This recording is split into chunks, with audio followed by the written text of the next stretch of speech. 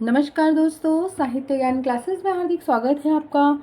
आज के सत्र में हम अध्ययन कर रहे हैं हिंदी व्याकरण वर्ण विचार में PYQ सीरीज से जो प्रश्न हैं उन सभी प्रश्नों का हम अध्ययन करेंगे जो पूर्व परीक्षाओं में आए हुए प्रश्न हैं।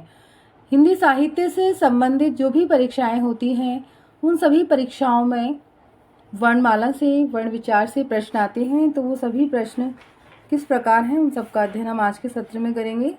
प्रश्न है, तालव्य वर्णों का वर्ग कौन सा है। ये वर्ग दिए हुए हैं, क वर्ग, च वर्ग, ख वर्ग, श वर्ग। तो बताना है कि तालव्य वर्ण कौन सा है। तो आपने इसका सूत्र भी पढ़ा है कि इच ईशानाम तालु। तो ई और च श वर्ग है वो तालु के अंतर्गत आता है, तो बी इसमें ऑप्शन सही है। DSSB TGT परीक्षा 2018 में ये प्रश्न आया है।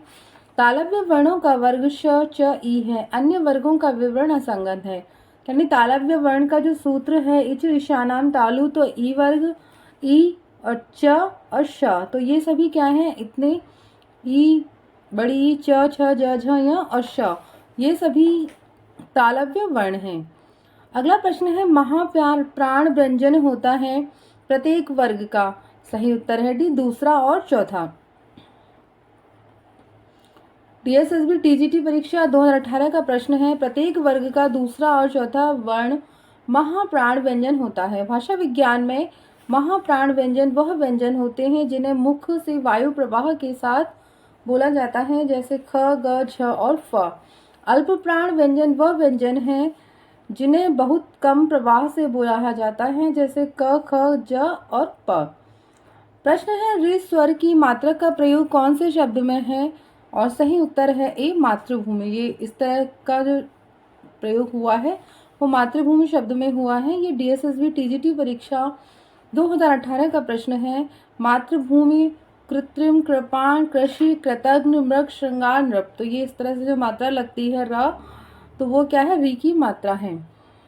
प्रश्न है, कौन से वर्ग में तालव्य वर्ण है, और सही उत्तर है बी, ब, ई, य, श और च। तो ये वही प्रश्न है। जिन स्वरों के उच्चारण में जीभ का अगला भाग ऊपर नीचे होता है वे सभी कौन से वर्ग में हैं। सही उत्तर है डी, इच्छानाम तालु, यानी जो तालु को स्पर्श करती है जीभ, तो वो सभी ई और ए हैं। और ये सभी क्या है, अग्रस्वर हैं, जो अग्रस्वर कहलाते हैं। कंठ ध्वनियां कौन से वर्ग में हैं, और सही उत्तर है बी, क, ख, ग, घ, ह। अकह विसर्जनीयाम कंठ, आपने ये सूत्र भी पढ़ा होगा, तो इसमें ज्ञात होता है कि ये सभी क्या है, कंठ ध्वनियां हैं। कंठ ध्वनियों से तात्पर्य गले से है। क वर्ग का उच्चारण गले से होता है, इसलिए इसे कंठ ध्वनियां कहा जाता है। प्रश्न है, निम्न में से कौन सा अंतस्थ व्यंजन है। सही उत्तर है डी, य। ये प्रश्न NVS TGT परीक्षा 2019 का प्रश्न है। दिए गए विकल्पों में य अंतस्थ व्यंजन है।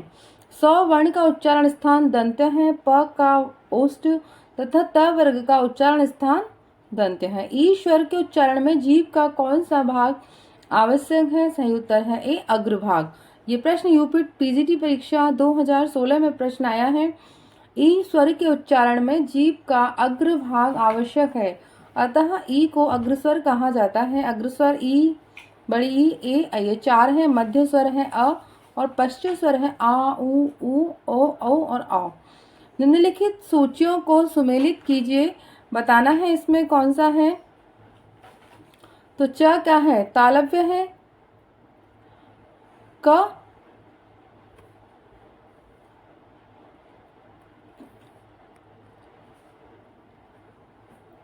उच्चारण स्थान च तालव्य, व ओष्ठ्य, द दंत्य, क कोमल तालव्य कंठ। प ध्वनि का उच्चारण स्थान है। सही उत्तर है डी, ओष्ठ्य। यूपी PGT परीक्षा 2016 में प्रश्न आया है। प ध्वनि का उच्चारण स्थान ओष्ठ है। ओष्ठ ध्वनियां हैं उपो, मध्यन्याम, ओष्ठ। आपने ये सूत्र पढ़ा होगा, तो उ, प, फ, ब, भ, म। मूर्धन्य ध्वनियां हैं र, ट, ण। तालव्य ध्वनियां हैं ये सभी, और दंत ध्वनियां हैं त, थ, द, ध, न। प्रश्न है, उच्चारण स्थान के आधार पर अव्यंजन है। सही उत्तर है ए, तालव्य। तालव्य व्यंजन है च छ ज झ य। कंठ क ख मूर्धन्य है ये, और ओष्ठ है प फ ब भ म। अगला प्रश्न है हिंदी में अनुस्वार किस ध्वनि का सूचक नहीं है? सही उत्तर है डी य।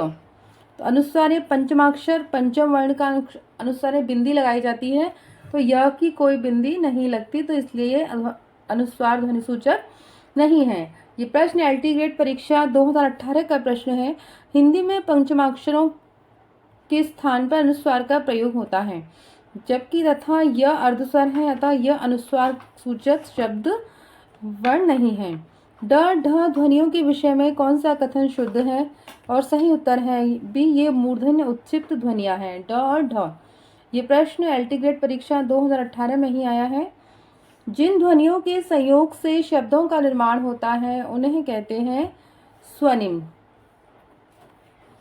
एलटी ग्रेड परीक्षा 2018 में प्रश्न आया है कि जिन ध्वनियों के संयोग से शब्दों का निर्माण होता है उन्हें स्वनिम कहते हैं, जबकि ध्वनि भाषा की सबसे छोटी इकाई है।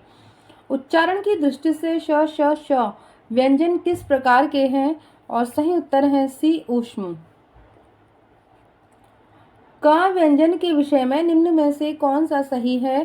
सही उत्तर है ए, अल्पप्राण, अघोष, स्पर्शी और कंठ ध्वनि। अल्पप्राण है, अघोष ध्वनि है, स्पर्शी है, और कौन सा है? कंठ स्पर्श है। ये निम्न में से कौन सी ध्वनि सघोष ध्वनि है? हिमाचल प्रदेश पीजीटी परीक्षा 2016 में ये प्रश्न आया है। सही उत्तर है ह अघोष ध्वनि है। घोषनाद की दृष्टि से जिन व्यंजन वर्णों के उच्चारण में स्वर तंत्रियां झंकृत होती हैं वे सघोष या घोष ध्वनियां कहलाती हैं।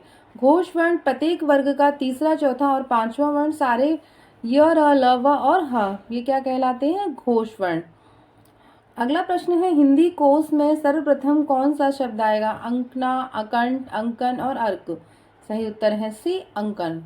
डाइट पीजीटी 2014 में प्रश्न आया है। प्रारंभ शब्द में प्र वर्ग का स्वरूप है, और सही उत्तर है इसमें बी, प और र। हिमाचल प्रदेश पीजीटी परीक्षा में ये प्रश्न आया है। प और र है। प्र में प आधा वर्ण है, र पूरा है। जिन वर्णों के उच्चारण पहले होता है वे अर्धवर्ण होते हैं, बाद वाले वर्ण पूर्ण वर्ण होते हैं। वर्णों में संधि हो जाने से क्या होता है? नई ध्वनि बनती है। केवीएस पीजीटी परीक्षा 2018 का प्रश्न है। वर्णों में संधि हो जाने से नई ध्वनि बनती है। सार्थक शब्दों के सुव्यवस्थित क्रम को वाक्य कहते हैं। स्वरों का प्रकार नहीं होता है। सही उत्तर है डी, स्पर्श। हर्ष स्वर, दीर्घ स्वर और प्लुत स्वर है, ये स्वर के क्या है? भेद हैं।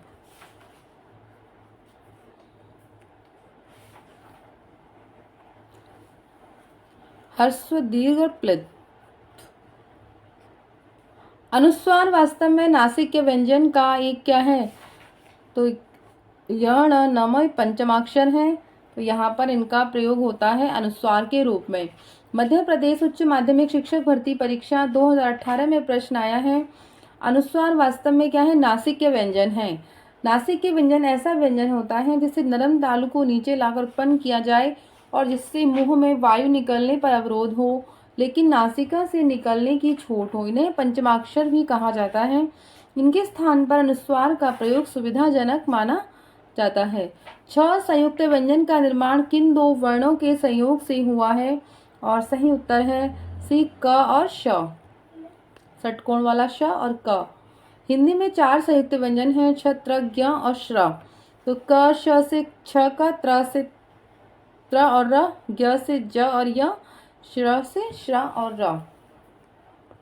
निम्नलिखित में अघोष अल्पप्राण ध्वनि कौन सी है? यूपी टीजीटी 2010 का प्रश्न है। सही उत्तर है डी, क और त। अघोष अल्पप्राण ध्वनि क और त है।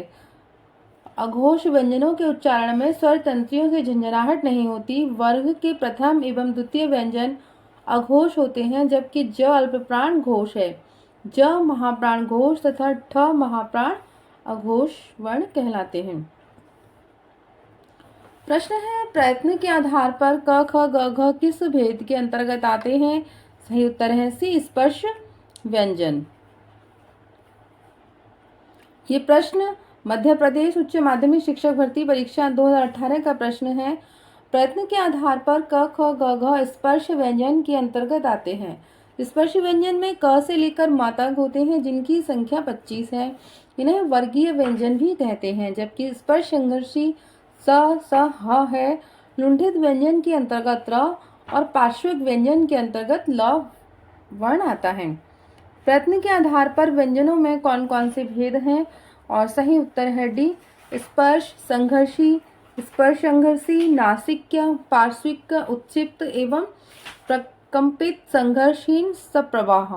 और ये प्रश्न आया है मध्य प्रदेश उच्च माध्यमिक शिक्षक भर्ती परीक्षा 2018 का प्रश्न है। तो आज के सत्र में इतना ही। हमने हिंदी वर्णमाला के वर्ण विचार, शब्दों का जो वर्गीकरण हुआ है वर्णों का, उन सभी का अध्ययन किया, किस प्रकार से परीक्षाओं में प्रश्न आते हैं। आगे के सत्रों में जुड़े रहिए। अगर वीडियो अच्छी लगी है तो लाइक कीजिए, चैनल को सब्सक्राइब कीजिए, शेयर कीजिए, कमेंट्स कीजिए। धन्यवाद।